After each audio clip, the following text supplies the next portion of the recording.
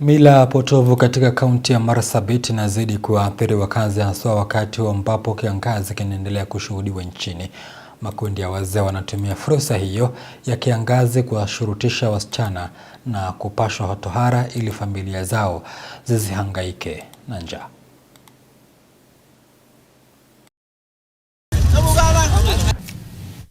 With drought, there's shortage of water and food insecurity, and in periods of drought, normally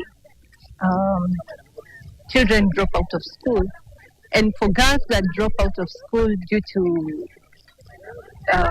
such challenges, they are at risk of getting married early. Tena akiolewa lazima atapitia ukeketaji, na ukeketaji iko na madhara kwa wasichana wetu, kwa sababu huyo msichana bado mwili yake haijakomaa, so anaweza kuja damu, pengine hata anaweza poteza maisha yake hapo katikati.